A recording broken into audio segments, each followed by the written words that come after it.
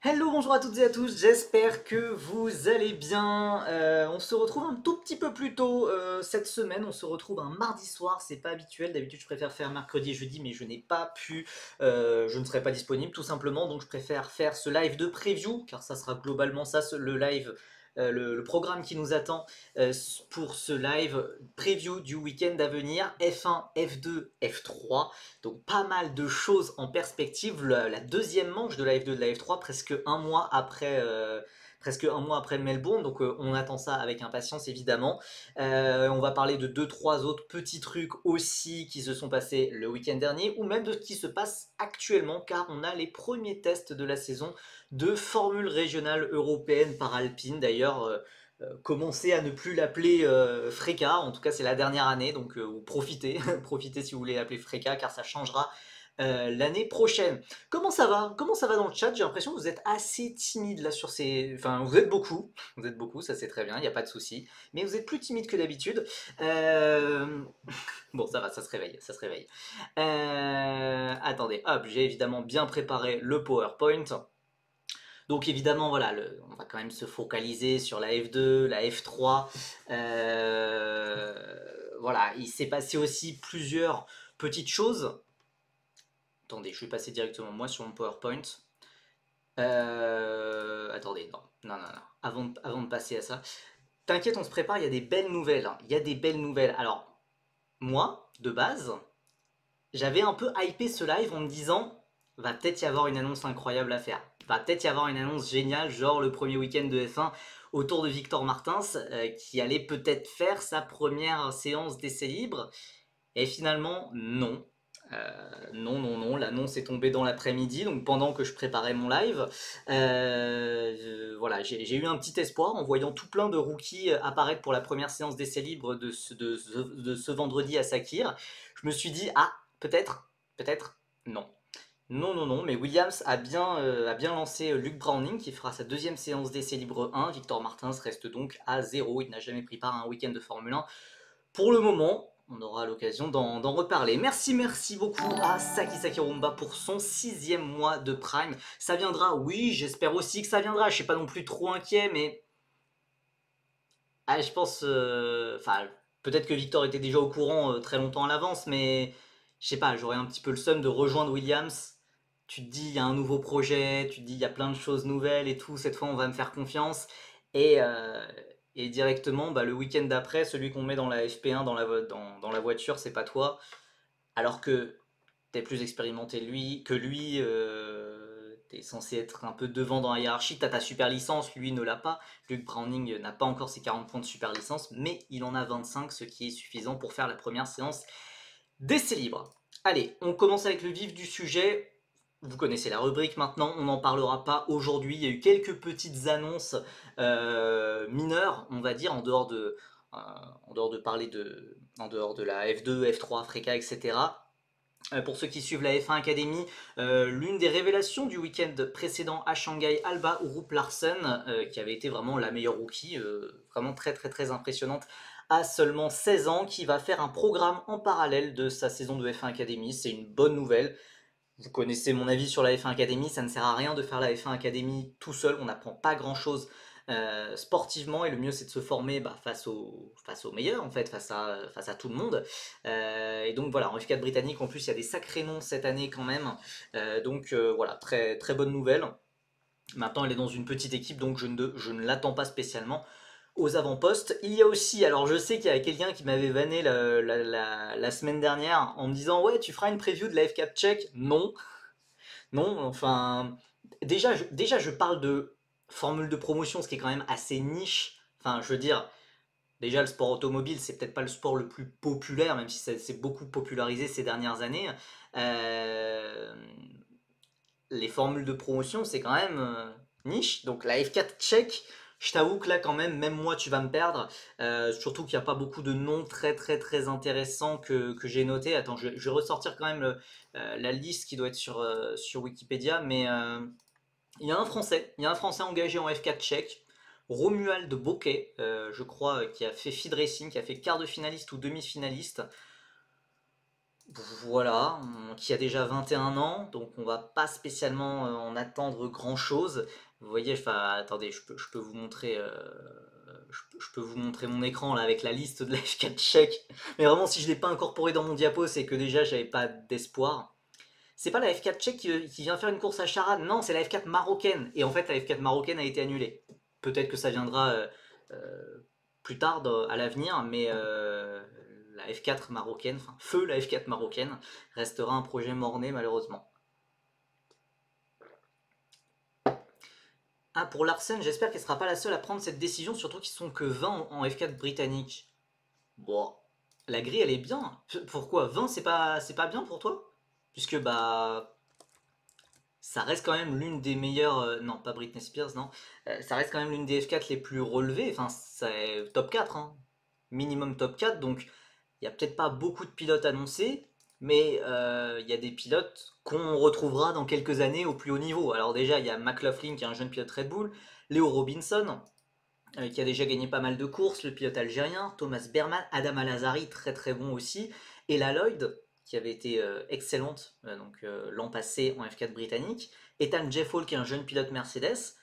En vrai, il y a des noms plutôt sympas. Maintenant, et je pense qu'il y aura quand même plus de noms qui seront annoncés. Mais après, une grille de 20 pilotes, bah, c'est pas infamant, hein. Enfin, ça va, hein. Dans le sens où il y a de la place. Oui, bah, après, après, enfin, je sais pas, moi la grille, elle me choque pas en tout cas. Elle me choque pas. Par contre, voilà, en F4 tchèque, là, il y a aucun nom vraiment qui se dégage. Donc, j'aime bien faire des previews des championnats un peu, enfin, comme on avait fait pour la F4 espagnole et tout machin. Quand j'ai des choses intéressantes à dire, je l'ai dit. Pour la F4 tchèque, je vous avoue, on va pas s'attarder beaucoup plus longtemps. Eh bah, Lewis Hamilton, si t'as créé un nouveau compte Twitch, ça veut dire que tu peux t'abonner à nouveau.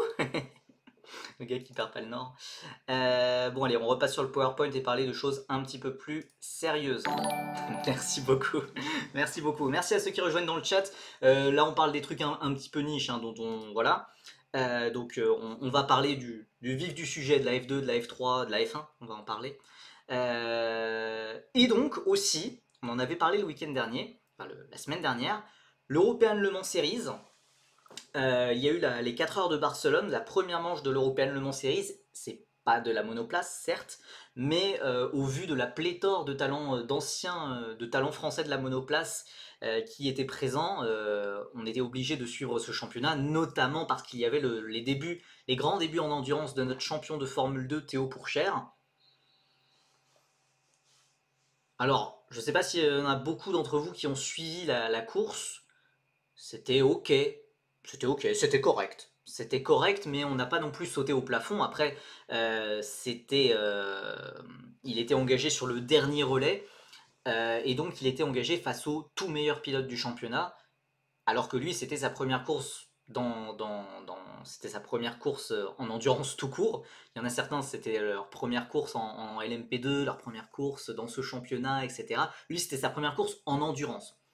Donc il y a eu le rythme était sympa, mais quand même, bah, on a senti qu'il y avait beaucoup de choses à apprendre, notamment sur la gestion du trafic. Bah voilà, exactement. Je suis complètement d'accord. Euh, j'ai pas, bah, on en parle pendant le stream. Mais voilà, il y a d'autres choses dont on va parler un petit peu plus, quoi.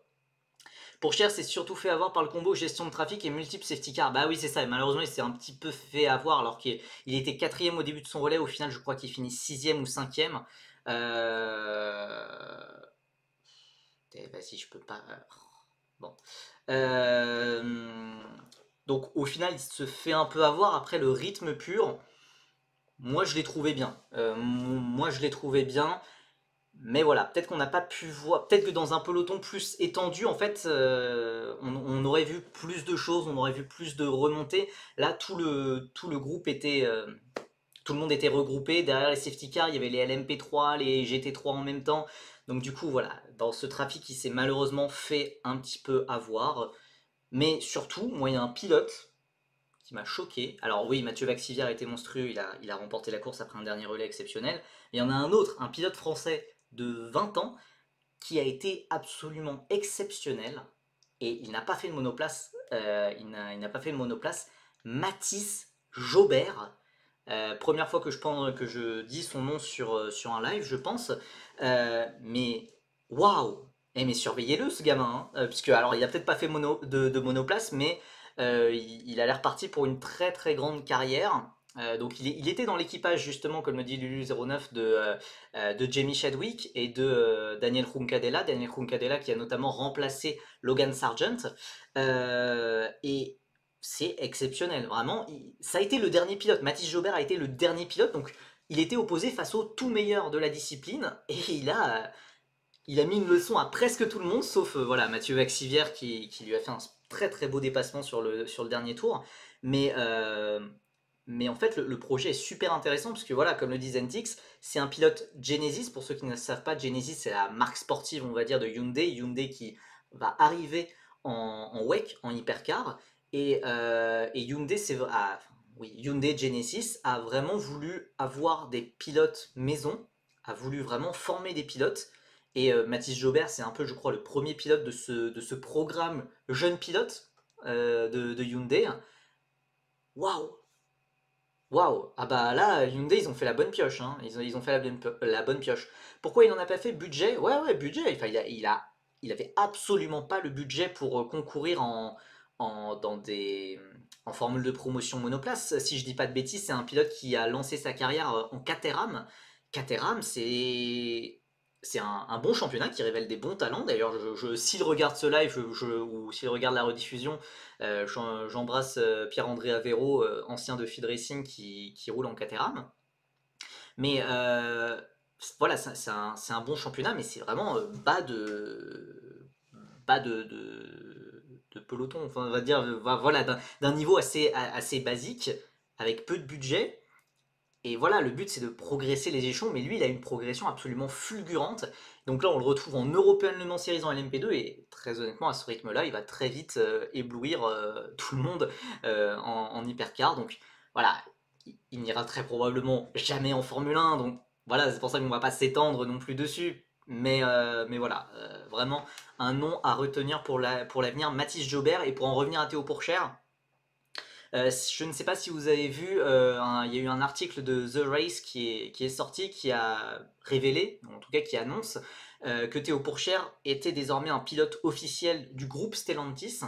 Donc le groupe Stellantis, c'est le groupe Peugeot, Citroën, DS, mais aussi Maserati, voilà, etc., Fiat, blablabla, Alfa Romeo, donc DS. Voilà, donc c'est une très bonne nouvelle puisque le groupe Stellantis est engagé dans tout plein de championnats. Évidemment le WEC avec Peugeot, selon The Race, a priori le programme Peugeot qui va continuer à l'avenir. Et surtout vraiment The Race, ils avaient l'air d'être plutôt confiants sur l'avenir de Théo Pourchaire qui a l'air d'avoir beaucoup impressionné en Formule E lors des essais qu'il a fait avec Maserati. Donc voilà, s'il y a une place en 2026, elle sera pour lui. Maintenant, est-ce qu'il y aura une place?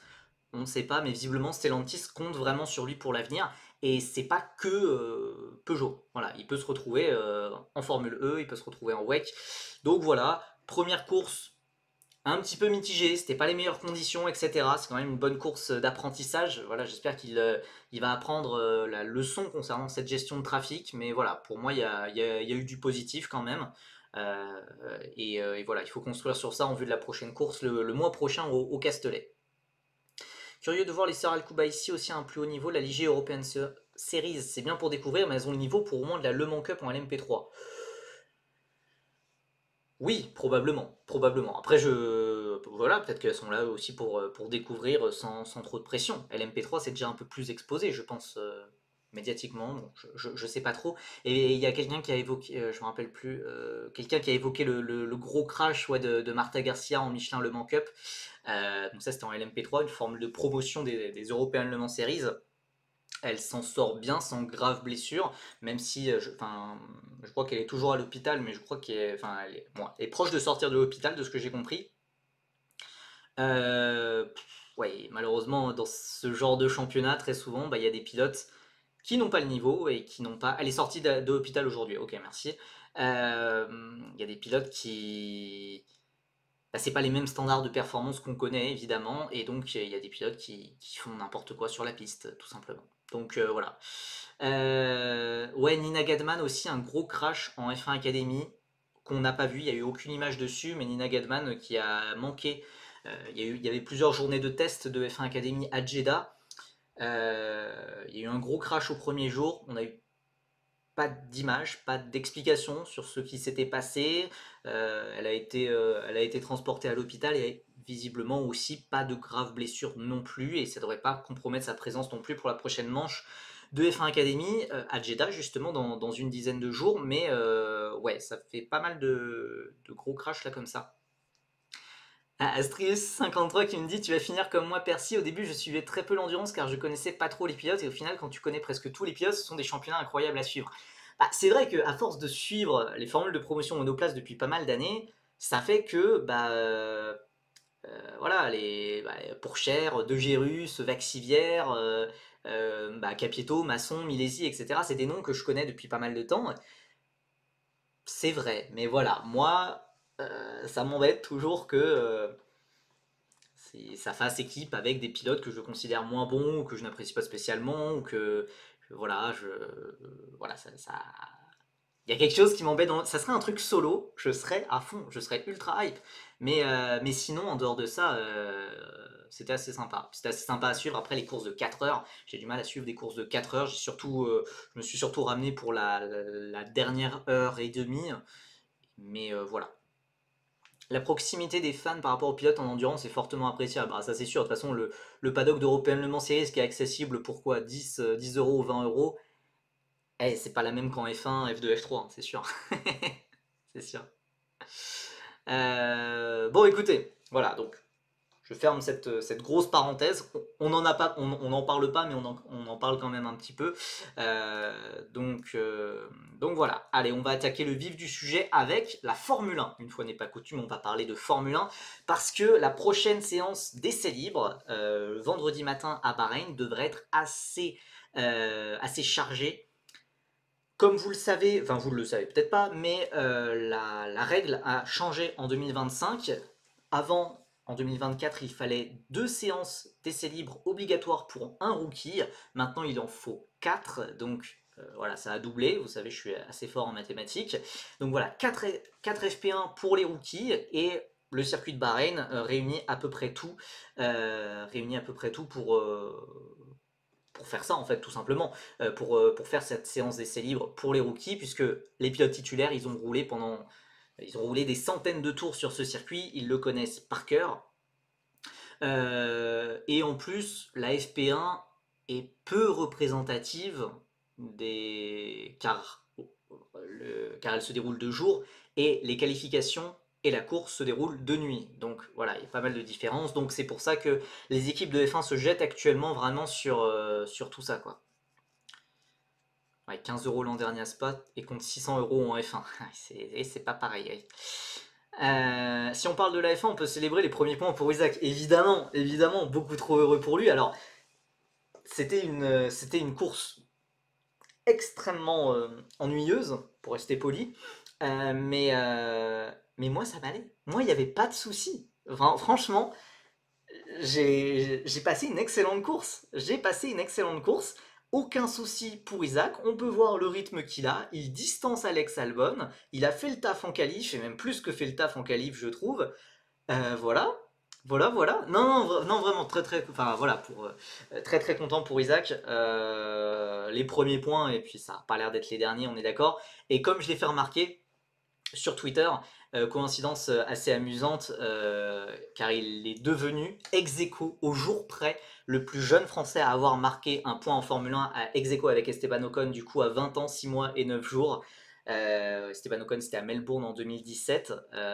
Bon, maintenant tout le monde a piqué ma stat. J'ai fait un petit peu le buzz dessus sur Twitter, et puis ensuite, bah du coup, ça fait que tous les médias piquent ma stat. Bon, je suis un peu jaloux. Mais non, non, c'est vraiment trop heureux. Trop heureux. Et puis aussi, même, accessoirement, j'ai redécouvert l'existence de ce championnat, mais victoire en Formule 1.5. Rappelez-vous, on en parlait surtout pas mal en 2019-2020, mais la Formule 1.5, donc le championnat du meilleur des autres en excluant les top teams. C'était quand même un concept assez sympa. Et donc du coup, Isaac Hadjar a pu faire sa première victoire en Formule 1.5. Donc félicitations à lui. Et je crois qu'il pointe actuellement quatrième de ce championnat. Il y a des gens qui font qui font des stats là-dessus, qui ont encore moins de vie que moi, ce qui est assez fort. Mais voilà, pour cette petite statistique que je voulais vous partager. Même au niveau physique, il n'avait pas l'air trop marqué en fin de course, comme un Douane par exemple, sur un circuit vraiment physique comme Suzuka. Ouais, ouais, bah alors clairement, sa première radio à l'arrivée, il dit quand même, je suis crevé. Genre, il y a Pierre Hamelin, son ingénieur, qui le félicite, il dit, ouais, ok, ok, je suis crevé. Mais après, oui, donc aussi Douane, il était beaucoup plus crevé, je pense, parce qu'il avait, ben, ça a l'air assez établi. Il était peut-être pas à 100% physiquement au moment du Grand Prix, puisque son crash, quand même, c'est un crash de plus de 40 G qu'il a eu en essai libre. Certes, c'est de sa faute, certes, ok, mais en attendant, il s'est pris un énorme crash, donc voilà, ça peut expliquer les difficultés qu'a eu Douane pour s'extraire de sa voiture à la fin du Grand Prix. Puis pour Isaac, non, vraiment les premiers points à Suzuka, c'est super cool. Enfin, c'est vraiment le circuit qu'il adore, le Japon il adore, etc. Il a même un petit peu vanné, il a fait des vannes dans les médias. Maintenant, enfin, il devient de plus en plus à l'aise. Il était déjà très à l'aise avec les médias français évidemment, mais il est de plus en plus à l'aise aussi avec les médias étrangers. Donc voilà, il a dit évidemment que c'était son rêve de marquer ses premiers points à Suzuka et que bien évidemment il avait fait exprès de ne pas faire de points avant, que tout était calculé bien évidemment, donc c'était rigolo. Donc voilà. Oui, avis sur les courses de Kimi, c'est très bien. C'est très bien. Alors c'est marrant parce que il y a deux opinions, on va dire, complètement différentes sur ce que fait Antonelli. C'est ou soit Krakito, il a 18 ans, c'est exceptionnel ce qu'il fait, futur champion du monde, ou les gens qui disent il se fait atomiser par George Russell, si on le mettait dans une autre voiture, on n'en entendrait pas parler. Bah, la vérité, comme très souvent, elle se situe entre les deux. Il fait des très bons débuts, très propres. Il y a extrêmement peu d'erreurs, ou s'il y a des erreurs, elles sont légères, il arrive à les rattraper. Euh, voilà, il marque des points à toutes les courses. Voilà, évidemment, il y a des records de précocité. Il fait un meilleur tour en course. Il mène la course, mais certes, c'est bien, c'est des records. Mais au-delà de ça, moi, ce qui m'impressionne vraiment, c'est sa régularité. C'est le fait qu'à 18 ans, il a une pression monstrueuse. Il pilote une voiture de top team. Et malgré ça, bah, il fait le taf. Il fait le taf. Maintenant, c'est vrai qu'il y a l'écart avec George Russell, mais George Russell, c'est probablement l'un des 5, 3 meilleurs pilotes de F1 actuellement. Donc non, non, c'est vraiment exceptionnel ce qu'il fait. Il a l'une des plus grandes références de la F1 à ses côtés. Euh, voilà, non, c'est excellent. Maintenant, c'est une saison d'adaptation, de découverte, etc. C'est normal d'être derrière Russell. Ce qu'il va falloir essayer de faire, c'est de se rapprocher le plus possible. Maintenant, même à la fin de l'année, je ne le vois pas devant Russell. Ça serait, ça serait terrible pour Russell, qui est d'ailleurs en fin de contrat, mais je ne vois pas ça arriver quand même. Enfin, il faut rester un petit peu réaliste. Antonelli est extrêmement jeune et il a besoin de temps, même si évidemment il est surpréparé. Il a fait énormément de roulage en F1, beaucoup plus par exemple qu'un Isaac Hadjar ou même qu'un Gabriel Bortoleto. Voilà, Antonelli il fait vraiment le taf. Son objectif, c'est de devancer la seconde Red Bull et faire P7 au championnat. Bah oui, bah là par exemple au Japon c'était vraiment top ce qu'il a fait. Il a été juste derrière Russell tout du long. C'était très bien. Hein. Enfin, il finit vraiment à, je crois, entre 1 et 3 secondes, je pense, de Russell. Enfin, c'était vraiment bien. Il a battu Hamilton, il a battu évidemment la deuxième Red Bull. Voilà, voilà. Donc non, vraiment top Antonelli. Maintenant, si moi je devais faire un classement des meilleurs rookies, je pense que enfin, je sais pas. Parce que Hadjar, il y a quand même, dans son bilan, il y a quand même cette erreur à Melbourne qu'on est obligé de prendre en compte. Mais clairement, pour moi, Antonelli et Hadjar sont les deux meilleurs rookies de ce début de saison. Après, voilà, on peut pas non plus oublier Berman qui a eu un premier Grand Prix très compliqué. Mais c'est un gros. Euh, euh, oui, qui a eu un premier Grand Prix très compliqué. Et ensuite, ça s'est ça s'est simplifié pour lui. Il a eu des premiers points, il a largement malheureusement dominé Esteban Ocon.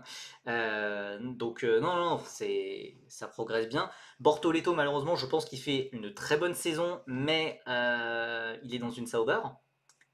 Donc voilà, c'est dommage, hein, puisque vraiment la première qualif à Melbourne, on rappelle, il sort de la Q, il bat son coéquipier, il bat Hülkenberg et il passe en Q2. Mais depuis, en dehors de ça, bah, c'est difficile de se montrer. Donc, j'ai peur malheureusement que la course de Melbourne avec Hülkenberg qui marque 6 points dès le début, ça fasse que. Enfin, je ne sais pas si Bortoleto aura d'autres occasions pour jouer les points. Malheureusement, voilà, sa voiture ne l'aide pas, mais moi je reste sur l'impression de la qualif de Melbourne où il a été vraiment, vraiment bluffant. Donc pour moi, il fait aussi un très très bon début de saison aussi, même si c'est plus dur à juger. Puis Douane, comment tu veux progresser dans cet environnement de toute façon? Enfin, voilà. Et justement, en parlant de Douane, il y a des rumeurs évidemment qui s'intensifient autour de Franco Colapinto, qui pourrait le remplacer peut-être dès Miami selon certaines rumeurs. Douane, au moins, il a la chance que Gasly n'ait pas marqué plus de points que lui. Certes, merci merci de remuer le couteau dans la plaie. Mais voilà, pour Douane, il est sous pression de Colapinto. Alpine a organisé des essais entre Colapinto et Aaron. A priori, Colapinto a été plus rapide aux essais de Monza, mais c'était des programmes différents, donc toujours à prendre avec des pincettes évidemment.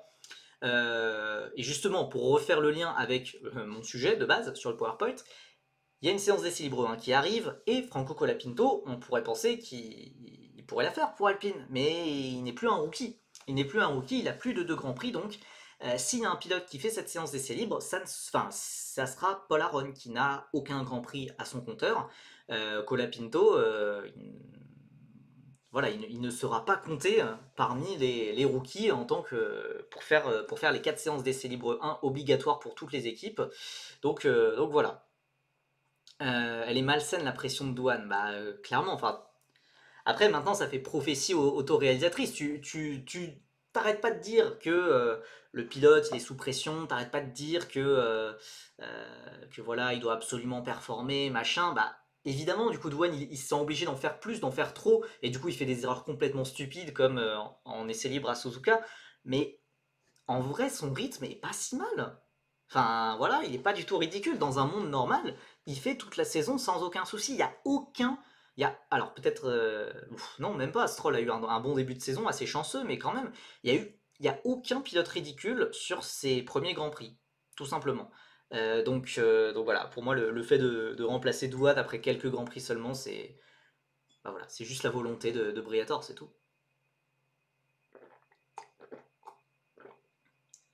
Kouchmaini dans une F1, le cauchemar. Bon, t'inquiète, il a 0 point de super licence, visiblement, c'est pas pour tout de suite. Hein. Donc ouais, non, bah, dommage pour Douane. Après, voilà, donc il y a Colapinto qui arrive. D'ailleurs, il y a aussi Paul Aron en 4ème pilote. Que bois-tu? Café, toujours. En live, je bois que du café, hein. Vous inquiétez pas, je prends pas des. Je prends pas de l'alcool en live, pas encore. Euh, oui, je voulais dire Colapinto et Aaron qui se sont fait remarquer avec des sorties un petit peu hasardeuses dans les médias ces derniers jours. Colapinto qui visiblement n'a toujours aucun média training et ça commence à devenir problématique puisque il est pris dans une sauce a priori où il a un peu, on va dire, critiqué, insulté l'Uruguay, les Uruguayens, tout ça machin. Donc il est un petit peu dans une sauce en Amérique du Sud. Euh, voilà. Pourquoi s'offrir des polémiques gratuites? Je ne comprends pas. Et il y a Paul Aron en plus qui a dit, lui de son côté, alors ouais, peut-être que Alpine réussit pas son début de saison, mais moi par contre, mon début de saison il est génial. Je... Qu'est-ce que ça t'apporte de dire, de dire ça? Enfin, ça fait, je sais pas, pour moi ça fait vraiment, t'es pas du tout impliqué avec l'équipe. Qu'est-ce qui passe à la tête de Paul Aron pour dire ça en interview? Enfin, c'est. Je sais pas, bref. Voilà. Le problème avec Colapinto, c'est qu'il a aucun filtre. Bah oui, enfin, je pensais que Colapinto et Adjar étaient assez similaires, mais Adjar, en tout cas sur ses premiers Grands Prix, il a réussi à garder sa fraîcheur qu'il avait en formule de promotion, alors que, enfin, à garder sa fraîcheur, à garder son, enfin voilà, ses petites réactions, ses machins, sans dire non plus des énormités et des dingueries tout le temps.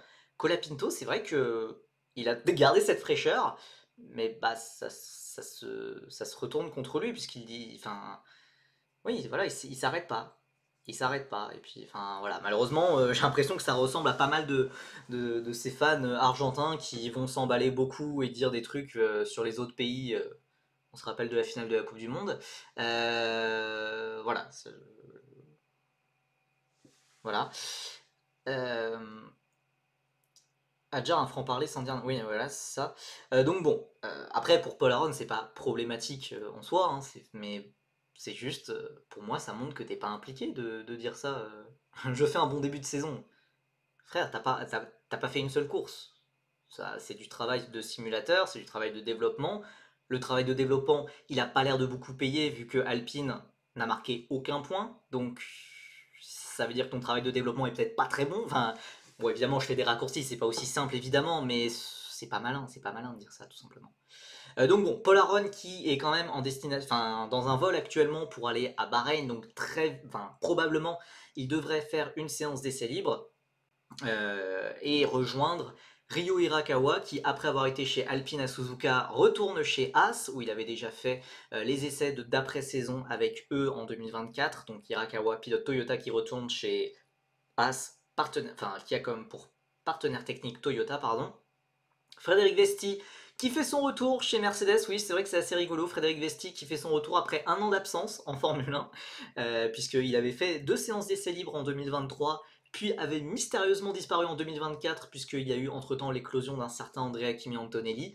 Euh, donc voilà, bah, maintenant Antonelli a été promu, Mercedes n'a plus d'autres pilotes, donc ils mettent Frédéric Vesti. Aston Martin qui fait appel à son réserviste de toujours, Felipe Drugovich, qui va faire sa 6e, 7e séance d'essai libre. Voilà, qui a peut-être plus d'expérience en F1 que certains des rookies aujourd'hui, toujours, mais qui a toujours 0 Grand Prix à son actif. Dino Beganovic va lui faire ses débuts, ça va être sa première séance d'essai libre chez Ferrari, ça va être intéressant de voir ça de son côté. Malheureusement, voilà, Williams a annoncé Luke Browning au lieu de Victor Martins. Luke Browning qui avait déjà fait une première séance d'essai libre, hein. Il avait déjà fait une première séance d'essai libre avec Williams l'an dernier, à Abu Dhabi aussi je crois. Voilà, je reste mitigé et un peu... voilà, j'ai un petit peu les nerfs quand même, puisque je me suis fait peut-être trop de faux espoirs d'un coup, et j'ai vraiment imaginé qu'on pourrait avoir le premier week-end de Victor Martins en Formule 1. Voilà, non. Du coup, non. Après, voilà, Luke Browning, il fait partie de l'Académie Williams depuis longtemps, etc. Je pense pas forcément que ça soit un reflet des tests qu'il y a eu à Monza le week-end dernier, où Williams a fait rouler et Martins et Browning. Je pense pas que ça soit lié, et j'ose espérer, peut-être que je suis naïf, mais j'ose espérer que les deux pilotes, Browning et Martins, auront des séances d'essai libres. Voilà. Mais je me trompe peut-être, ou peut-être que je suis dans le déni, je ne sais pas. Euh, Si Colapinto n'avait pas remplacé Sargent, tu penses qu'on le voyait quand même en F1? Bah, ça veut dire. Bah, c'est toujours difficile à dire, puisque probablement pas en vrai. Probablement pas, puisque ça voudrait dire que du coup, Sargent, imaginons, il aurait roulé jusqu'à fin 2024. Bah, Williams, ils auraient recruté Sainz quand même. Ils auraient quand même recruté Sainz, et du coup, on n'aurait probablement pas vu Colapinto.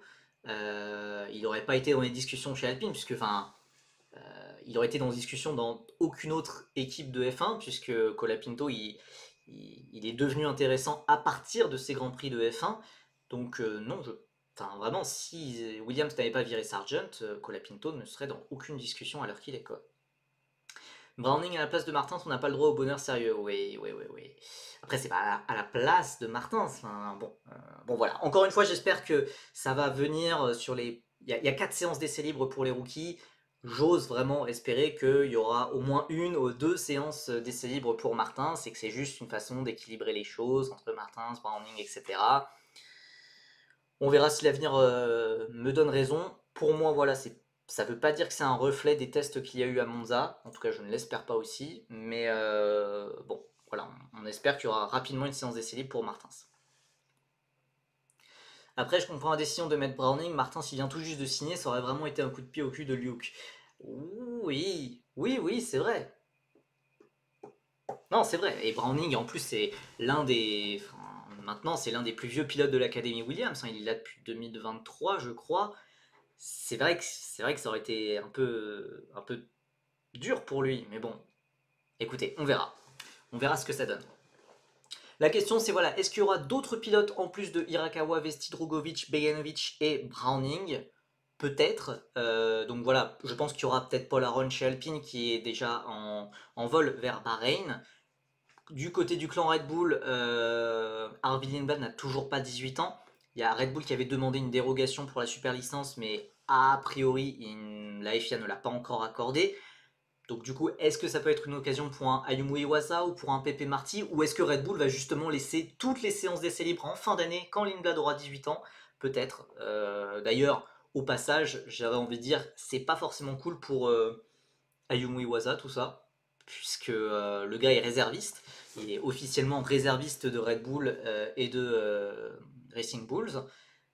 Et Red Bull ne le calcule pas. Après voilà, c'est pilote japonais, donc pilote Honda, donc Red Bull s'en fout. Ouais. Enfin, demander une dérogation de super licence pour que Lindblad potentiellement roule en F1 à 17. Enfin, c'est vraiment, tu fais aucune confiance à Iwasa. Hein, bon, voilà.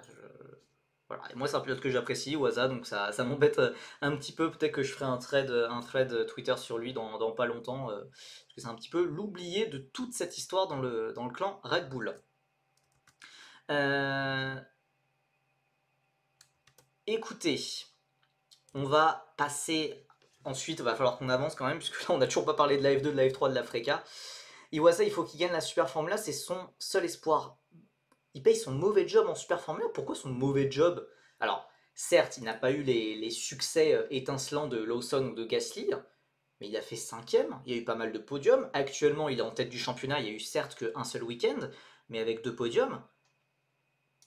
Pour moi, c'est pas un mauvais job. Oui, ah oui, comparé aux autres Red Bull Junior. Ouais, après c'est un peu dur quoi. C'est un peu pour moi non, c'est pas spécialement lié à ses performances sportives. Le problème en fait, s'il n'y avait pas eu Isaac Hadjar, je pense que Iwasa pourrait être en F1 à l'heure qu'il est. Maintenant, Isaac Hadjar a explosé en 2024 en F2 et est passé devant Iwasa dans la hiérarchie. Et là voilà, Iwasa se retrouve, il a 23 ans. Et non mais Marco le calculera pas, hein. Il peut être champion et gagner toutes les courses. Enfin, il faudrait un énorme concours de circonstances pour que Iwasa arrive en F1. Il faudrait que Lindblad floppe complètement, et enfin, ouais, je sais pas, qu'il se crache à chaque course, que Pepe Marty n'en profite pas, que bon, Oliver Goethe n'en profite pas non plus, et il faudrait que la situation actuelle, Verstappen, Tsunoda, Hadjar, Lawson, il faudrait que l'un des quatre se parte, enfin, il faudrait que l'un des quatre parte, ce qui n'est pas impossible, certes, mais Iwasa, j'ai beaucoup de mal à voir où il peut aller. Et chez Aston, non, chez Aston, ils sont. Alors oui, Aston Martin Honda, certes en 2026, mais le but d'Aston Martin, ça va être de recruter des top pilotes, pas un rookie qui a fait quatrième de F2, et voilà. Tsunoda va partir, ça je sais pas, hein. Je sais pas, hein, puisque son premier Grand Prix est franchement pas mauvais au vu des précédents titulaires de Red Bull. Ah, en réserve, pourquoi pas? En pilote réserviste, pourquoi pas? Pourquoi pas? Mais, euh, mais voilà, mais Aston Martin, ils vont aller chercher un nom. Ils vont forcément aller chercher un nom pour leur projet. Ils veulent Verstappen, voilà, ils veulent quelqu'un du calibre d'Alonso pour le remplacer plus tard. Et puis peut-être que Honda va surtout préférer Yuki Tsunoda à Yumo Iwasa quand il faudra placer s'il y a une opportunité de placer un pilote et si le choix revient à Honda, Honda va forcément prioriser Yuki Tsunoda de toute façon. Euh, Stroll un CDI, Alonso immortel. Ouais, je pense que fin 2026, ça va exploser tout ça. Enfin, pour moi, voilà, Alonso après 2026, déjà là, la saison d'Alonso est quand même compliquée, mais je pense qu'il n'y a aucune motivation pour cette année et qu'il attend juste 2026. Si 2026 ça marche, bon bah il est champion, il se barre. Si ça marche pas, il en peut plus, il se barre. Je pense. Donc voilà, globalement on en est là. Hein. Et Stroll a un CDI. Si Aston Martin performe vraiment et commence à vraiment devenir un top team, Stroll ne pourra plus avoir un CDI. Là, quand il joue les P14 tous les jours, bah on s'en fout en fait que Stroll soit là. Donc oui, merci Antoine FRT pour la transition. On va parler de la FRECA et fermer la page F1 pour le moment. Ce sont les premiers tests de pré-saison en FRECA aujourd'hui et demain à Barcelone. Nous pourrions avoir 6 pilotes français en FRECA avec Matteo Capito, d'autres sont en lice, petites espérances pour Edouard Borgna. Alors, il y a 6 Français qui sont engagés sur ces essais, 6 pilotes français sur 25. Donc, dans l'ordre, je ne sais pas spécialement dans l'ordre, mais Evan Gilter, Evan Gilter chez ART, Enzo Deligny chez AirAce, Enzo Peugeot chez RPM, Dorian Pain chez Prema, Matteo Capito chez CL Motorsport et Edouard Borgna chez G4 Racing. Il n'y a qu'une grille de 25 pilotes, ce qui est faible. C'est très faible. En tout cas, comparé à la gloire passée de la FRECA qui faisait plutôt 30-35 voitures, là, c'est compliqué. C'est compliqué. KIC Motorsport, il n'y a aucun retrait qui a officiellement été annoncé, mais en attendant, ils n'alignent aucune voiture.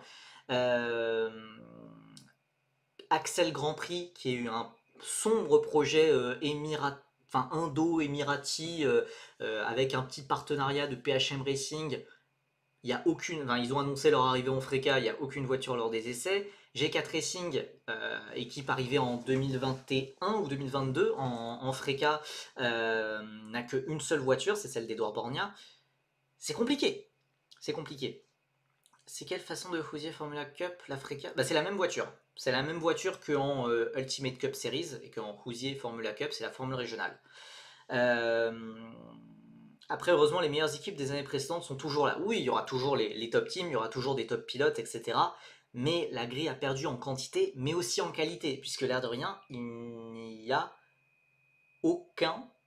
Attendez, je réfléchis. Venez, on monte un team Percy Racing. En se cotisant, on fait rouler un jeune français talentueux. Bah, qui est-ce qu'on pourrait faire rouler?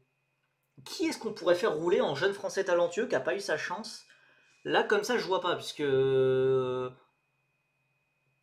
Bon, après, on fait rouler un ancien, genre style Adrien David, ou je sais pas, mais bon, ça date un petit peu, et je crois que son train est passé. Kevin Foster. Oh ouais, Kevin Foster. Ah ouais, c'est vrai qu'Yannis Steven Eden serait plus dans l'air du temps, malheureusement. Ah, mais en vrai, moi j'adorerais, hein. Si j'étais pété de thunes, j'adorerais sponsoriser des pilotes, hein. Et pas forcément que des pilotes français, parce que voilà, Kevin Foster, Yannis Steven Edens, c'est vraiment des pilotes que j'apprécie et qui galèrent à monter à l'étage après la F4, donc ça serait vraiment pertinent. Augustin Bernier, ouais, après il a fait 5ème de F4 France. J'attends qu'il y ait plus, voilà, plus solide. En ça, c'est faisable. C'est absolument pas faisable. C'est absolument pas faisable. Et Julien, tu es là? Ah ouais, Julien, va falloir offrir plusieurs milliers? Non, attends, bah dizaines de milliers de subs, centaines de milliers de subs, hein, je pense, pour monter une équipe en fréca. Hein. Avec l'argent, ouais, bah Julien, va falloir vraiment régaler. Hein.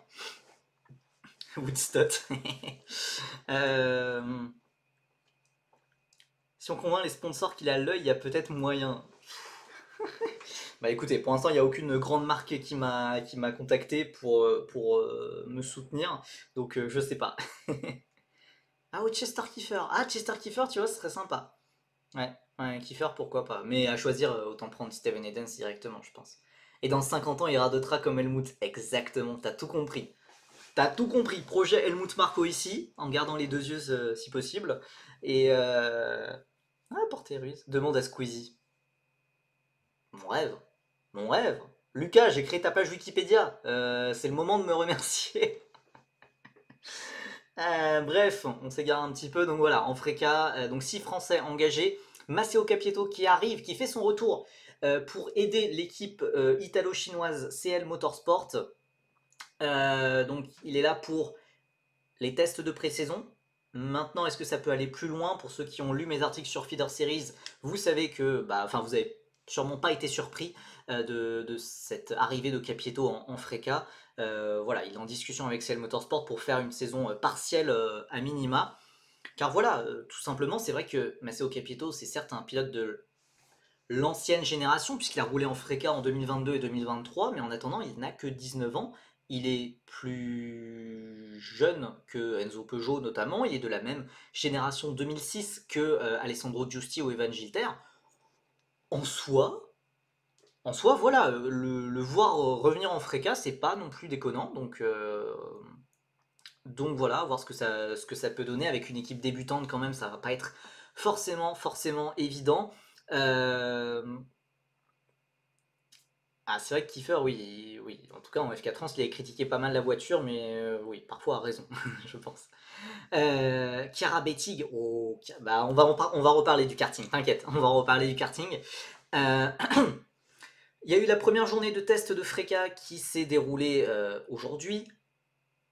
Globalement, la matinée était une blague. Il n'y a personne qui voulait rouler parce que la piste était froide, la piste était sale, etc. Personne voulait nettoyer la piste. Donc, globalement, les 25 pilotes se sont regardés dans le blanc des yeux pendant 2 heures jusqu'à voir quand est-ce que quand est-ce qu'il y aurait quelqu'un pour nettoyer la piste et pour rouler. Bon, au final, c'est CL Motorsport qui s'est globalement dévoué pour y aller, puisque eux, ils découvrent la monoplace, ils ont tout à apprendre. Donc, pas de vrais enseignements pour le moment. À noter, voilà, il y a eu des. Bah attendez, j'ai les résultats des essais là, juste à la diapo d'après que j'ai rajouté.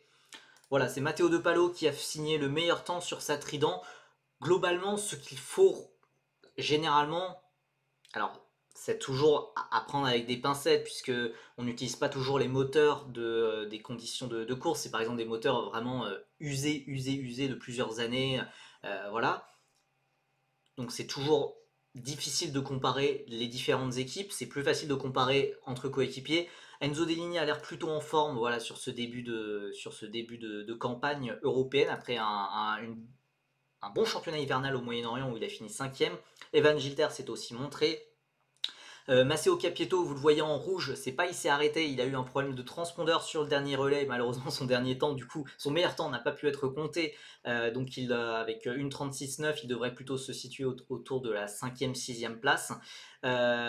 Oh bah tiens, j'ai pas sur ma capture d'écran, j'ai pas surligné Dorian Pain. Donc vous voyez, voilà, ce classement, vous en faites ce que vous voulez, il n'y a pas grand chose à en dire. Dorian Pain qui était engagé, qui a été globalement dans le rythme des autres pilotes, mais quand même pour le moment en retrait à 2-3 dixièmes à 3 dixièmes plutôt même de ses coéquipiers de chez Prema. Voilà, on peut pas forcément dire grand chose non plus. Voilà, il y avait aussi Edouard Borgna qui était aligné sur la seule G4 Racing. Pour le moment, c'est discret. Pour le moment, assez compliqué. Mais bon, voilà, on verra s'il peut progresser au fil de l'année. Ça va pas être la fête chez Saint-Elox cette année. Alors, très honnêtement, il n'y a que Nikita Bedrin dans cette équipe. Il n'y a que Nikita Bedrin qui tient la route. Il fait même plus que tenir la route puisque il a fait plusieurs victoires en Formule régionale. Enfin, il a gagné en Formule régionale Moyen-Orient cet hiver. Il a déjà gagné en F3. Globalement, il n'a rien à faire en Freca. Il aurait même plus sa place en F2 qu'en Freca. Mais faute de budget, il est là. Donc voilà. Heureusement qu'il est là pour Saint-Eloch. Car clairement, avec ses coéquipiers Tim Gerhardt et Jaroslav Veselao, ça va être une année, je pense, normalement assez longue, à moins qu'on ait des surprises, notamment pour Tim Gerhardt, que je ne connais pas très bien et qui peut peut-être surprendre, je ne sais pas trop, mais qui avait été assez discret en F4 espagnol en n'étant pas dans une très bonne équipe. Capietto qui a retrouvé Masson ce week-end. Ouais, bah malheureusement, au Méro, on a déjà parlé de l'European Le Mans Series, mais ouais. Capietto d'ailleurs sa course s'est arrêtée assez tôt à cause d'un problème électrique alors que l'Iron Link c'était plutôt très bien placé. Et t'en fais pas Homero d'ailleurs vraiment je me suis intéressé, enfin tu verras la rediffusion mais vraiment je me suis intéressé à la course notamment au dernier relais parce que c'était là où il y avait Théo Pourchère et globalement j'ai fait de la propagande pour Mathis Jobert que j'ai vraiment découvert ce week-end. Ouah purée, Purée, purée. Bon, donc voilà. Première journée des 7 frécas, la deuxième journée, ça arrive demain. Il y a vraiment pas beaucoup d'enseignements à tirer de tout ça, mais vous en faites ce que vous voulez. On parle du karting, on l'a forcé à en parler 15 minutes, pas de stress à avoir. Ouais, en plus, c'était dans la catégorie je vais pas en parler, mais au final, j'en ai quand même parlé 15 minutes, donc bon. En Capieto, c'est même lui qui a fait les meilleurs temps, on peut le voir grâce au B-Pilar. Ah oui, en endurance. Oui, ok. Il y avait aussi le championnat d'Europe de karting que j'ai suivi, la première manche du championnat d'Europe de karting. D'habitude, j'en aurais pas parlé autant, mais là, j'étais forcément obligé d'en parler. Il y a une Suissesse, une pilote suissesse féminine, du coup, qui a été vraiment ultra impressionnante.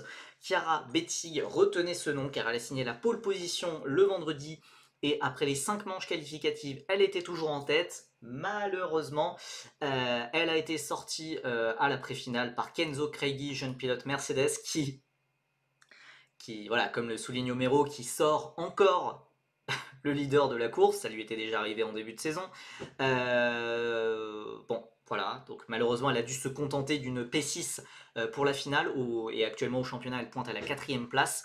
C'est un autre jeune pilote Mercedes qui a profité de de ce crash avec James Anagnostiadis, le petit frère de Aiva Anagnostiadis qui est engagé en F1 Academy cette année, qui a donc décroché sa première victoire dans le championnat d'Europe de karting.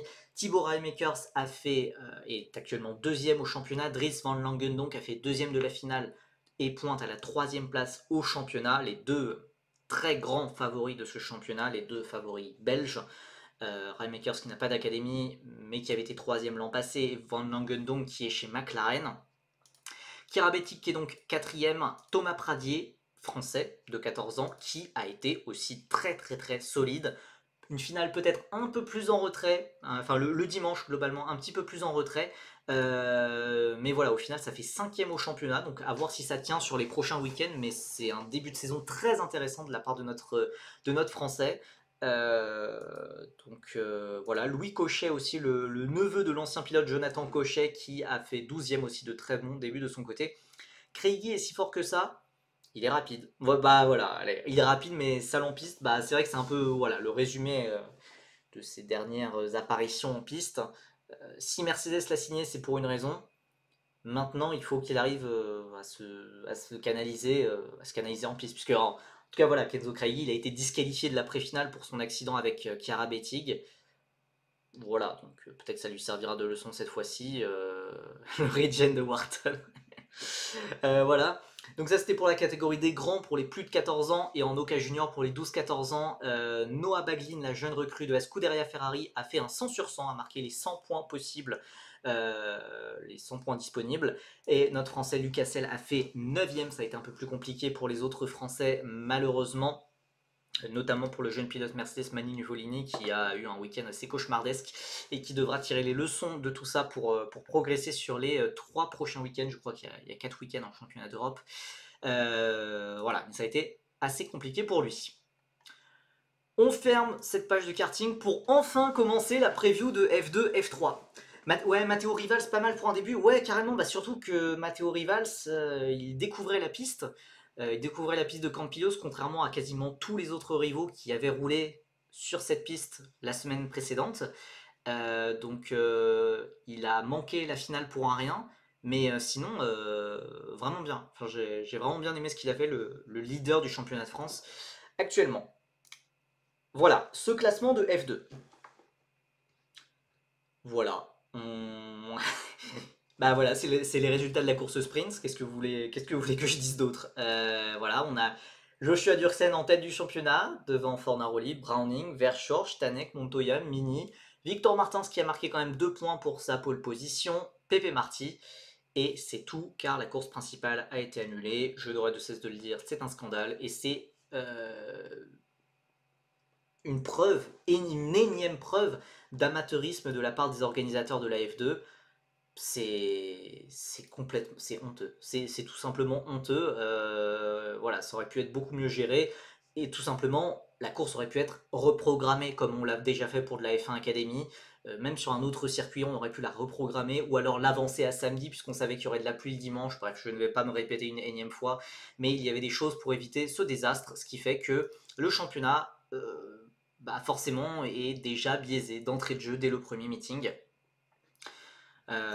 Donc voilà, Cordil devant Sami. Ouais, actuellement, ça fait que les pilotes qui ont abandonné sur la course sprint ne sont pas classés au championnat. C'est malheureusement le cas de Sami Mektouniv. On espère que ça va changer, dès ce week-end. Voilà. Maintenant, alors Victor Martin, certes, il y a la frustration de n'avoir pas pu faire la course principale, de n'avoir pas pu marquer 25 points, de ne pas être en tête du championnat. Il y a quand même 2 petits points de la pole position. Maintenant, les choses ont changé. Il y a un tout nouveau départ avec Williams. Il y a des nouvelles couleurs, il y aura une nouvelle livrée. Il va passer avec une livrée Williams. Voilà, il faut marquer les esprits. Il faut marquer les esprits d'entrée de jeu. Montrer que justement, Williams, en mettant le choix de l'expérience, de la continuité, en mettant Luke Browning qui connaît déjà Williams F1, qui a déjà fait des séances d'essai là, qui a déjà fait des séances d'essai libres avec Williams, de montrer que non, enfin c'est Martins le meilleur pilote, de le montrer directement et d'atomiser Luke Browning, même si c'est pas les mêmes équipes, c'est vraiment la menace numéro 1, c'est le pilote qu'il faut éteindre et ça ne doit pas y avoir de discussion au vu de l'expérience de Victor Martins, de son talent que je considère comme l'un des tout meilleurs. Voilà, historiquement ART est plutôt à l'aise à Bahreïn, c'est assez vrai. Donc oui, Homero, on a aussi parlé de la FP1 avec Browning qui a été annoncé. Bon, voilà, on va dire qu'il y aura 2 séances d'essai libre pour Browning, 2 séances d'essai libre pour Martins. Et aussi, ça aurait été un sale coup pour Browning s'ils avaient mis directement Martins, certes, mais bon. La meilleure façon de répondre, c'est sur la piste. Et ça passe directement par ce week-end. Il faut surtout confirmer les promesses qui ont été vues à Melbourne, confirmer aussi le rythme qui a été vu lors des essais de pré-saison où il a été l'un des meilleurs encore. Pas des essais de pré-saison, pardon, mais il y a eu des essais. En fait, il y a eu 3 jours d'essais fin mars sur le circuit de Bahreïn. Et à ces essais-là, Victor Martin, c'était l'un des plus rapides.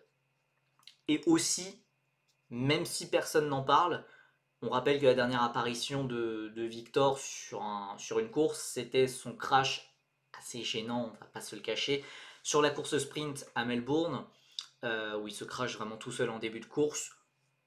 J'ai l'impression que tout le monde a fait un blackout sur ce qui s'était passé ce jour-là et plus personne n'en parle, mais il n'empêche que c'est quand même ça sa dernière course. Donc voilà, il faut vite effacer ça. J'ai l'impression que l'imaginaire collectif a effacé ça, mais même, voilà, il faut très vite choquer tout le monde et repartir sur de nouvelles bases. T'as vu le rapport de Motorsport sur les essais privés? J'avais vu pour Alpine, j'ai pas vu pour Williams. Non? Ou alors Williams a écrit? Il y a eu la Race of Champions et la signature chez Williams. La Race of Champions, c'était avant Melbourne. C'était une semaine avant. Attendez, j'essaye de voir, parce que oui, je sais que donc, Victor Martins a participé à des essais de F1 avec Williams à Monza, mais avec aussi Luke Browning, avec Colapinto, avec Aaron qui était chez Alpine. Si vous avez le lien, je veux bien, parce que ils avaient globalement titré sur Alpine. Merci beaucoup à Nash4410 pour le follow. D'ailleurs, j'en profiter pour remercier, je crois, oui, voilà, Mathis Letao qui avait follow depuis le dernier live. Victor était plus rapide sur les rythmes de course et moins rapide en qualif. Tiens, j'aurais pensé plutôt l'inverse comme ça. Purée, je ne le trouve pas l'article. Je ne le trouve pas. Bon, écoutez, si vous avez le lien, je veux bien, mais en tout cas intéressant. Intéressant, j'ai envie de dire le rythme de course est plus important, je pense. Mais bon, voilà. Il faut directement repartir sur de bonnes bases et voilà, choquer le paddock. Mais il y a quand même un pilote qu'il va falloir battre et qui pour moi est peut-être le pilote le plus menaçant pour le titre aujourd'hui pour Victor Martin, c'est Gabriel Emini. Certes, il est rookie, mais il a été le plus rapide lors des qualifications à Melbourne. Il n'a pas eu les 2 points parce qu'il a été pénalisé de 3 places sur la grille pour avoir gêné, je crois, Jack Crawford de mémoire en qualification. On sent que Prema remonte la pente. Et voilà, Prema qui remonte la pente, ça veut dire que Prema peut jouer le titre. Gabriel Emini, en plus, il a été le plus rapide lors de ses fameux essais de in-season, donc cours de saison, fin mars, où il a été justement le plus rapide, 1/10 de seconde devant Victor Martins. Bah voilà, c'était la même hiérarchie qu'à Melbourne avec les deux, Mini et Martins, encore devant. Donc clairement, pour moi, ça sera le pilote à battre, le pilote en confiance. Évidemment, l'an passé, il y avait une large domination de Zayn Maloney qui était chez Rodin. Donc ça avait été vraiment assez écrasant. Assez écrasant. Maintenant, je vois pas Rodin réaliser ce même genre de performance. Martin et Mini se sont déjà affrontés en Freca où oui, ils étaient coéquipiers. Alors c'était pas la Freca à l'époque, c'était... Attends, non, n'importe quoi. C'est faux.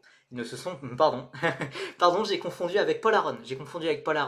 Mais non, Martin et Mini ne se sont jamais affrontés en Freca puisque Martin a été champion de Formule Renault en 2020 et Gabriele Mini était en F4 italienne à l'époque et est arrivé en Freca en 2021. Donc non, ils ne se sont pas affrontés avant.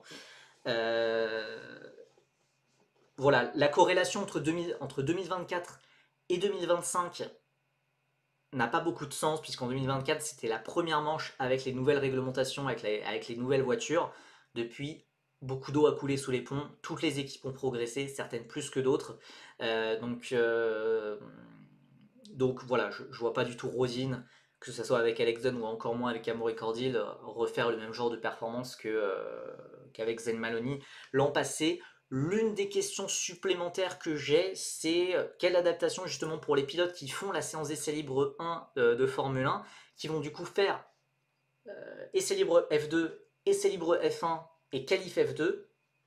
C'est pas toujours évident à gérer. Donc ça sera notamment le cas de Luke Browning et Dino Beganovic, peut-être d'autres pilotes. Est-ce que ça peut peut-être impliquer aussi Alex Dunn? Est-ce qu'il peut faire la séance d'essai chez McLaren? Peut-être. Pour l'instant, il n'y a pas eu d'annonce officielle à ce sujet, en tout cas. Donc voilà, en fait surtout moi j'ai hâte que le championnat commence puisque évidemment je suis resté sur ma faim sur la F2. Alors on s'est évidemment beaucoup marré en faisant le live à Melbourne, en faisant le live de nuit et on a suivi des drapeaux rouges et des décalages, des reports, etc. pendant 2 heures. On a eu des scènes assez drôles où justement Alex Dunn était poussé tout seul dans la voie des stands, enfin Alex Dunn poussé tout seul dans la voie des stands de sa voiture. Bref, on a eu des scènes assez comiques, mais le championnat, il n'a pas vraiment commencé en fait. Enfin, voilà, donc on va enfin pouvoir démarrer la Formule 2. La Formule 3, elle a déjà démarré. On a déjà eu un meeting complet et on a déjà fait 10% de la saison vu qu'on a fait un week-end sur les 10 prévus.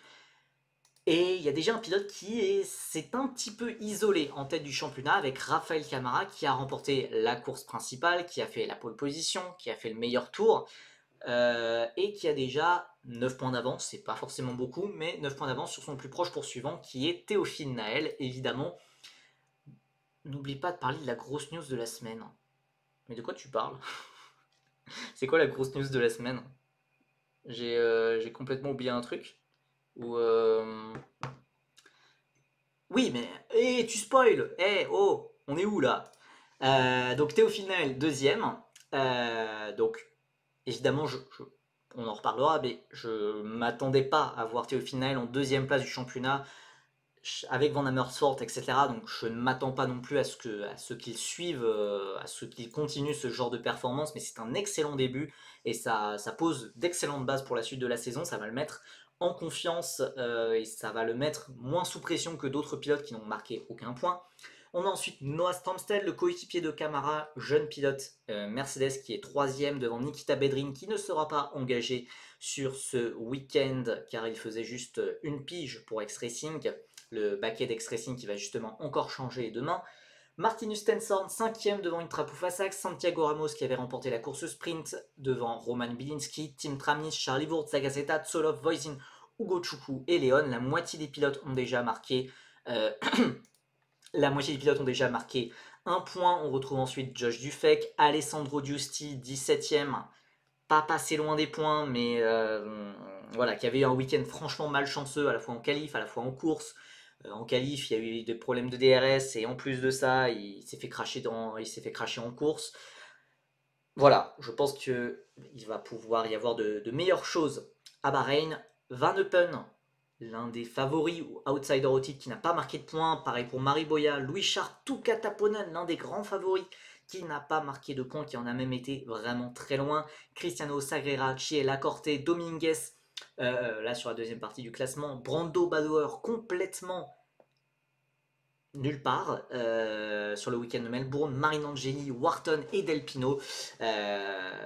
Et vous le voyez, il y a un 31e pilote qui s'affiche, qui n'a pas pris part au week-end de Melbourne, mais qui sera bien là à Bahreïn. Il s'agit de Freddy Slater. Et oui, le Britannique de 16 ans sera engagé ce week-end en Formule 3 pour ses grands débuts sur la scène de la Formule 1, en support de la Formule 1. Le crack britannique de 16 ans sera le plus jeune pilote du championnat, ça sera le seul pilote né en 2008. Donc évidemment un pilote à surveiller de très près, c'est un pilote qui a remporté la F4 italienne, qui a été vice-champion de Formule régionale Moyen-Orient, vice-champion derrière Evan Gilter. Je dis ça au passage, hein, au cas où vous auriez oublié, hein, je dis ça comme ça. Mais voilà, Freddy Slater qui est partout, en fait, qui est partout. Il est tous les jours, enfin, c'est presque pas une exagération, mais il est tous les jours en train de rouler, en train de tester. C'est aberrant. C'est aberrant, il a un budget vraiment illimité. Je pense, enfin, c'est quelque chose que je dis depuis plusieurs mois le concernant, mais c'est exceptionnel. Il roule dans toutes les voitures possibles, il roule en GB3, le lendemain il fait les tests, les tests à Bahreïn fin mars, il les a fait, il fait actuellement les tests de pré-saison de Freka, et juste après il va prendre un vol pour aller à Bahreïn pour faire la F3, il ne s'arrête jamais. Euh, Après, voilà, si t'as la thune, autant en profiter, hein. Mais euh, je crois que c'est son, je crois que c'est son père hein, qui est super riche. Je me rappelle plus exactement. Mais oui, voilà, il a tout pour lui. Il a tout pour lui. Il a le talent, l'entourage, la thune. Il a tout pour lui. Maintenant, je sais que ça l'a beaucoup comparé, notamment sur ces périodes F4. Ça l'a beaucoup comparé à Andrea Kimi Antonelli. Pour le moment, j'ai beaucoup de mal à voir un talent aussi phénoménal qu'Antonelli. C'est un énorme talent, certes, Slater, il n'y a pas de souci. Mais voilà, pour moi, il y a beaucoup plus de failles qu'il n'y avait pour Antonelli. Donc, minute papillon, comme on dit. Voilà, Antonelli, c'est Antonelli, Slater, c'est Slater. C'est assez différent. Son père a 100% des parts de la plus grosse entreprise de parfumerie et de bien-être en Angleterre. Bon, bah voilà, ça aide, hein, ça aide, ça aide.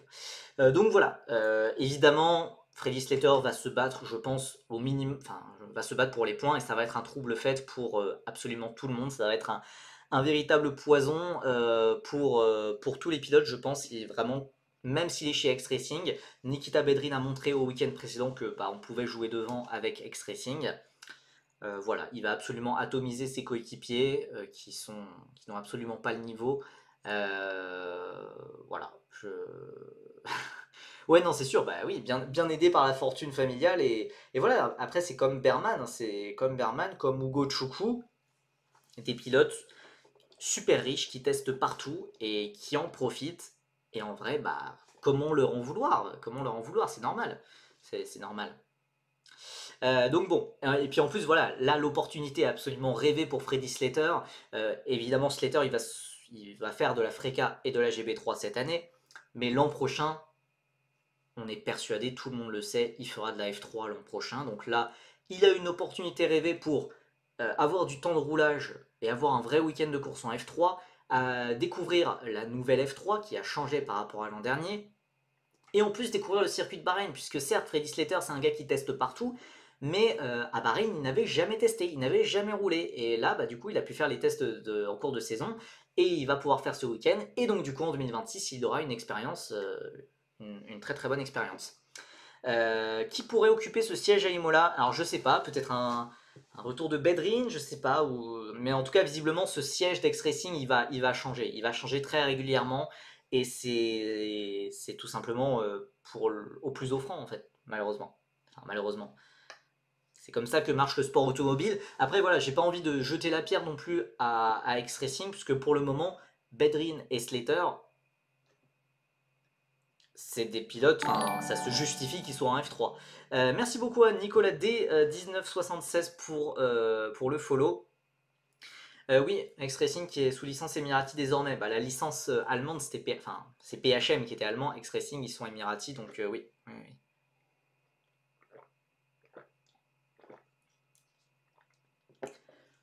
Je serai à Imola 5e Grand Prix. Eh bah, félicitations. Eh bah, profite bien. Je suis jamais allé à Imola. Je suis jamais allé à Imola, mais de toute façon, tous les circuits en Italie, c'est des chefs-d'œuvre. Enfin voilà, j'ai déjà fait Monza et Mugello, c'est juste génial. Dans des parcs, de la nature et tout, machin, c'est vraiment des circuits super cool. C'est certes que le deuxième week-end de la saison, mais il y a quand même des pilotes que. Je sais pas si on peut dire qu'ils sont sous pression, mais en tout cas, ils vont être sous pression puisque s'ils ne marquent pas de points à ce week-end, ça voudrait dire qu'ils auront marqué aucun point après 20% de la saison. Et là, ça va poser un peu plus de soucis. Et je pense notamment à nos amis d'Art Grand Prix, Laurens Van Oppen, Tuka Taponen, James Wharton, à eux trois, ils ont marqué un total de 0 points. Voilà, extrêmement compliqué le week-end de Melbourne. Et surtout, voilà, Van Oppen, Taponen, Wharton, c'est ou soit des favoris ou soit des outsiders pour le titre. Donc les voir en deuxième moitié de classement avec 0 points, ça fait franchement tâche. Donc voilà, il va très vite falloir apporter une réponse puisque devant, bah, Camara, voilà, il va continuer à s'envoler. Ça a été lui d'ailleurs le plus rapide. Ouais, je veux bien le lien. Enfin, je l'ouvrirai plus tard pour moi, mais je veux bien le lien, s'il te plaît, Sport Auto, pour les tests Williams. Donc voilà, Camara, il a déjà 28 points. Ça a été lui le pilote le plus rapide lors des essais. Je sais pas comment on les appelait en français, puisque en anglais, c'est les in-season tests. Mais il n'y a pas de façon simple de le dire en français. Les essais de cours de saison, ouais, les essais de cours de saison à Bahreïn, c'est encore Raphaël Camara qui a été le plus rapide. Au final, que ce soit en F2 ou en F3, la hiérarchie était souvent similaire entre Melbourne et les essais de Bahreïn. À voir si ça se confirmera ce week-end, mais en tout cas, Raphaël Camara, il ne va pas, il va pas aller attendre les autres pilotes et voilà, il va essayer de s'envoler le plus rapidement possible pour essayer de faire une Bortoleto qui avait assommé le championnat d'entrée de jeu en 2023. Voilà, peut-être que voilà, Camara il va s'inspirer de son compatriote et aussi passer par Trident en 2023 pour assommer le championnat d'entrée de jeu, tout simplement. Il y a d'autres pilotes aussi qui doivent absolument réagir. Je pense notamment à Brando Badoer qui a été juste abyssal à Melbourne, qui a fait probablement l'un des pires week-ends de sa carrière, je pense. En tout cas, depuis que je le suis, c'est-à-dire depuis la mi-2023, c'est ouais, le pire week-end de sa carrière que j'ai observé moi. Euh, et même pour Prema, ça a généralement été assez compliqué. Même pour Hugo Choukou et Léon, qui ont certes marqué quelques petits points, ça a été compliqué. Donc voilà, les équipes historiques, les top teams historiques Prema et ART qui sont dans le dur, au contraire de Trident.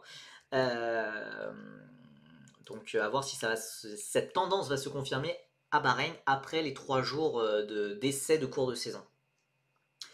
Évidemment, un point sur nos deux Français qu'on apprécie tout particulièrement, évidemment. Hâte de voir la hiérarchie après les résultats qui n'étaient pas représentatifs en Australie. Bon, pas représentatif, bah, je dirais pas que c'est pas représentatif, hein, parce que de toute façon, la F3, c'est toujours. Très souvent, les qualifications ne vont pas au bout. Hein, pour être parfaitement honnête, il y a souvent des drapeaux rouges, il y a souvent des trucs comme ça. Donc on a une grille parfois un peu chamboulée. Et l'air de rien, sous la pluie, bah, il fallait aussi survivre. Il fallait faire les dépassements, il fallait la tenir sur la route. Pour moi, en F3, ils étaient beaucoup plus représentatifs qu'en F2, en tout cas les résultats. Maintenant, je suis d'accord, je ne pense pas que Théophile Nael et Van Amersfoort étaient la deuxième meilleure voiture du championnat, mais c'est tout à l'avantage de Théophile Nael qui a vraiment réussi à maximiser le résultat, par exemple. Justement, Nael, qui est deuxième au championnat, ça m'étonnerait qu'il arrive à enchaîner avec encore un podium en course principale, on ne sait jamais. il continue, sur les essais de cours de saison, il a continué à être vraiment le leader de Van Amersfoort sur ses tests. Mais voilà, ça avait l'air plus proche de ce que j'imaginais de la performance de Naël et de Van Amersfoort, c'est-à-dire aux alentours de la P10. Ce qui me paraît déjà excellent. Si Naël fait top 10 en fin d'année de F3, pour moi sa saison est déjà amplement réussie. Donc on va voir, en tout cas voilà, il faut continuer comme ça, son premier week-end va déjà le décharger d'une certaine pression, il a déjà fait un podium, il a déjà marqué de gros points, voilà, il va moins courir après le score comme d'autres pilotes vont le faire, peut-être comme Alessandro Giusti, c'est ce que je n'espère pas en tout cas, mais je pense que Alessandro Giusti a assez de maturité et assez de vitesse, je pense, pour ne pas craquer et entrer dans une spirale négative à cause de quelques mauvais résultats, surtout qui sont très circonstanciels. En Australie, voilà, comment dire, il avait eu des problèmes de DRS, plus il n'avait pu faire qu'un seul tour lancé à cause des multiples drapeaux rouges. Et en course sprint, il termine 11e. En course principale, il fonce vers les points et il se fait satelliser par Mathias Sagazeta. Bon, il aurait mérité des points. Il n'y en a pas eu. Mais voilà, la MP à Bahreïn a l'air beaucoup plus à l'aise. On rappelle que l'an passé, c'était pas les mêmes voitures, certes, mais Team Tramnitz avait fait un podium. Sur les essais de cours de saison qui se sont déroulés il y a quelques jours, Alessandro Giusti a signé le 4e meilleur temps. L'AMP a l'air de bien apprécier Bahreïn. Maintenant, voilà, tout va. Voilà, déjà, il va falloir une bonne qualif, se qualifier dans le top 12. Ça sera essentiel en vue des deux courses. Et voilà. Est-ce que les pilotes de F2 et F3 écoutent l'hymne national? Non. Non, il n'y a pas d'hymne national avant le début des courses. Dans ce cas, pas besoin de s'inquiéter pour que l'un des bleus se fasse payer une amende pour avoir été aux toilettes. Non, non ça va. Ça va. Et puis en plus, l'amende, purée, l'amende qu'il a eu, Sainz, pour ça, il a eu une sacrée amende pour avoir loupé l'hymne. 10 000, 20 000 euros, je crois. Bon, bref. Voilà, donc moi vraiment j'ai hâte de voir ce que ça va donner. Je suis bien hype pour le week-end de Giusti. Son rythme est prometteur. Et voilà.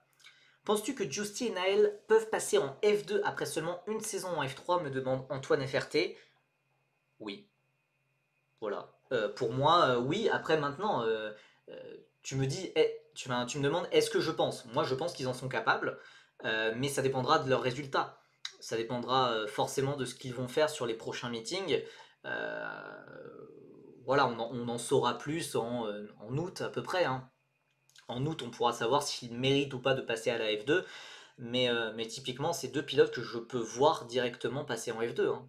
Ça me paraît pas déconnant. Mais c'est aussi des pilotes que, en fait, ils sont dans cette, pour être très honnête, Just et Naël, je les attends entre la 6e et la 15e place. Globalement, à cause de leur équipe, à cause de leur inexpérience, etc. J'ai du mal à les voir vraiment dans le top 5. Enfin, voilà, je pense rester assez réaliste. Et entre 6e et 15e, bah, c'est justement cette fenêtre où on se dit ah bah il pourrait mériter la F2, mais peut-être que c'est mieux de faire une deuxième année de F3 pour jouer le titre. Les deux peuvent s'entendre. Et puis oui, enfin voilà, c'est le Samy qui avait fait 8e sur sa première saison chez Trident. Euh, il avait fait le choix de directement monter en F2 dans une mauvaise équipe, puisque Trident c'est un top team en F3, mais une mauvaise équipe en F2. Euh, mais il avait fait ce choix parce que justement il ne voulait pas redoubler en F3 vu qu'il y avait des nouvelles voitures, que ça pouvait potentiellement redistribuer la hiérarchie. Il a préféré faire ce choix et je suis assez d'accord avec lui. Maintenant, ça dépendra beaucoup de la physionomie de la saison de Giusti et de Naël. Très honnêtement, si Naël il continue de nous faire des week-ends comme ça, alors je dis peut-être pas forcément podium, mais voilà, des top 5, des gros points, etc. Le voir en F2 l'an prochain, ok. Et pareil, et Alessandro Giusti, si vraiment son rythme, le rythme pur qu'on a vu en essai se concrétise, je peux le voir aussi en F2. Mais voilà, il faut des vrais résultats. Et c'est ça qui conditionne tout. Surtout pour eux, c'est. Alors, Théophile est plus aisé que financièrement parlant qu'Alessandro Giusti, mais, euh, mais quand même, enfin, c'est pas des pilotes non plus qui vont pouvoir, s'ils se foirent en F3, monter tout de suite en F2. On n'en est pas là du tout, quoi. Euh, vous savez comment regarder les formules de promotion hors canal. Alors ça, attendez, est-ce que c'est la prochaine diapo? Oui. Alors, pour le moment, je n'ai pas prévu de live pour les courses. Alors déjà, il n'y aura pas de live samedi, ça c'est un fait. Maintenant, en fait, le truc qui m'embête, c'est que 11h55, 13h25, c'est vraiment la pause du midi, quoi. Donc, c'est pas très pratique pour faire un live, car j'ai aussi, enfin, j'ai une vie, j'ai une vie à côté. Donc, voilà. Si possible, je ferai un live pour les courses principales, mais je ne peux pas le garantir. La seule chose que je peux garantir, moi, de mon côté, c'est de faire que je vais streamer les qualifications de Formule 2 et de Formule 3 le vendredi après-midi. On prendra l'antenne genre vers 14h40, 14h45, etc. jusqu'à 16h15, quelque chose comme ça. Bien entendu, je ne peux pas diffuser les images. Si vous connaissez la chaîne, vous savez comment on a fait à Melbourne. Je diffuse un live timing et je commande par-dessus. Pour ceux qui regardent Canal, on essaie de se synchroniser en même temps pour pas qu'il y ait de spoil et pour qu'on puisse suivre ensemble et voir et suivre toutes les dingueries ensemble. Déjà, est-ce que Canal Plus va diffuser les courses? Je sais pas. Normalement, oui. Normalement, oui. Maintenant, c'est vrai que pour la course principale de F3 à Melbourne, ils avaient, ils l'avaient diffusé en différé. Voilà, donc ils l'avaient diffusé, enfin c'est quand même incroyable, ils avaient diffusé la course en différé où un Français partait troisième, et ils ont diffusé en direct la course qui a été annulée. Bon, euh, voilà, donc je ne sais pas s'ils vont les diffuser en direct. En tout cas, voilà, là vous avez les horaires, pas de canal, mais vraiment les horaires officiels les horaires officiels de la F2, de la F3, mais aussi de la Formule 1. Moi, je vais faire un stream pour sûr vendredi après-midi pour les qualifications, peut-être dimanche midi pour les courses principales, mais ça, je suis pas sûr. D'ailleurs, tu peux m'expliquer l'origine de la hype de Hadjar au Japon? Il a l'air d'une méga star. Bah, mais maintenant, globalement, enfin, les gens adorent Isaac Hadjar. Et ça, c'est beau. Mais j'avais aucun doute. Hein. J'avais aucun doute là-dessus, même si je prêchais un petit peu dans le vent. Mais je savais que le caractère de Isaac Hadjar, ça allait forcément marcher. Et ça marche. Globalement, là, actuellement, tout le monde aime Isaac Hadjar. Dans le paddock, sur Twitter, etc. Tout le monde aime Isaac Hadjar. Et au Japon, encore plus, puisque bah, euh, tout simplement, Isaac Hadjar est fan du Japon. Il parle en japonais. Enfin, il parle quelques mots de japonais, etc. Il est juste fan de la culture japonaise. Il a déjà fait plusieurs voyages au Japon. Enfin voilà, il est super fan du Japon, donc évidemment le Japon lui rend, quoi. C'est sympa, quoi. Et puis en plus, oui, pilote Honda, donc ça aide. On n'oublie pas ceux qui ont retourné leur veste. Bah oui, mais après, c'est comme tout, hein. Ce sont des choses qui arrivent. En tout cas, voilà, je m'en rappelle en 2022 sur les podcasts de Feeder Series où je disais que euh, voilà, moi je préférais, comme pilote français, je préférais Isaac Hadjar parce que je savais que son caractère, je savais que ça allait être super rafraîchissant et que voilà, que ça allait emporter tout le monde le jour où, si un jour il arrivait en F1, etc.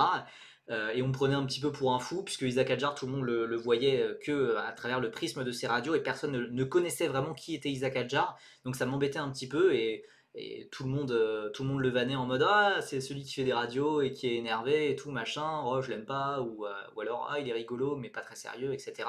Là, il s'est énormément amélioré sur ce point-là, et il est aujourd'hui l'un des pilotes les plus appréciables. Alors après, voilà, on a toujours la réputation de sa dernière course, etc. Profitons-en quand c'est comme ça. Mais voilà, donc Isaac Hadjar qui est très populaire, et ça fait plaisir parce que ça n'a pas toujours été le cas. Donc c'est très chouette. Euh, Est-ce que tu as vu ceux qui ont été aperçus au Mans cette semaine? Alors j'ai vu, a priori, il semble y avoir un Grand Prix Explorer 3 qui se prépare. Il semble y avoir un Grand Prix Explorer 3. C'est bizarre parce que moi personnellement j'ai pas encore reçu mon invitation pour participer, donc je dois y avoir un petit bug, peut-être que c'est par vague d'envoi, je sais pas exactement, faut que je recontacte Lucas à ce sujet. En vrai, moi je m'en fous de participer au Grand Prix Explorer, mais par contre, Lucas, tu me donnes Ouais, tu me donnes 1 million, tu me donnes 2 millions, je sais pas, on sponsorise des jeunes pilotes français ensemble et on les amène en F1. Il n'y a pas de souci, hein. Il n'y a pas de souci. Je connais des pilotes à sponsoriser, voilà, hein. Euh, Vous allez me prendre pour un ermite, mais c'est quoi le Grand Prix Explorer? C'est bah, globalement, c'est un Grand Prix de youtubeurs. C'est un Grand Prix avec des youtubeurs, des streamers, etc., des personnalités du YouTube et Twitch francophones, notamment avec Squeezie, qui est bah, enfin, qui est l'organisateur, qui organise tout ça et voilà, qui utilise les voitures de F4 France au Mans et qui fait des courses exceptionnelles, avec enfin, une réalisation exceptionnelle. Enfin, c'est titanesque, hein, le travail qu'a fait Squeezie là-dessus, mais voilà, enfin donc voilà, il y a déjà eu 2 éditions qui ont eu un énorme succès, qui ont dépassé le million de vues sur Twitch, etc. Euh, donc, euh, donc voilà, dont Despiello est d'ailleurs tenant du titre. Donc voilà, je ne sais pas s'il aura le droit de revenir, parce qu'en vrai, c'est pas super rigolo si c'est toujours les mêmes qui reviennent devant, en vrai, je pense. Bon, écoutez, on verra. Mais visiblement, oui, il y a un Grand Prix Explorer 3 qui se prépare toujours avec les voitures de Formule 4 française, a priori, toujours en partenariat avec la FFSA Academy. Déjà, il n'y aura pas Villebrequin. Ah, ça m'étonnerait, oui. Ça m'étonnerait. Bon, écoutez, il est 20h, c'est l'heure pour moi, je pense, de vous quitter. Donc voilà, on a un très beau week-end de courses qui nous attend, F1, F2, F3. On a la deuxième journée d'essai de Freca qui arrive demain. J'espère qu'ils vont un peu plus rouler qu'aujourd'hui. Je vous remets les horaires une dernière fois. De toute façon, je les posterai probablement jeudi soir, je pense. D'ailleurs, on finit. Bonne semaine. Bah attends, on se retrouve vendredi après-midi pour un live sur les qualifs, justement, pour live react les qualifs. Je vous laisse avec une petite question. Alors, je ne sais pas exactement comment le formuler. Il y a un pilote, un ancien pilote de Formule de promotion, un ancien pilote de F4 française et de Super Formula, vient de décrocher sa première victoire le week-end dernier depuis 2016. Qui est-il? Voilà, vous avez quelques heures. Je répondrai à cette question sur Twitter et sur Blue Sky demain midi, je crois. Mais voilà, si vous avez suivi l'actualité en sport automobile de façon extrêmement large, vous trouverez la réponse. En attendant, je vous dis à très bientôt. On se retrouve sur Twitter, sur Insta, sur Feeder Series, sur YouTube, sur TikTok et sur Blue Sky. Et nous, on se dit sur Twitch, on se dit à vendredi. Bye bye.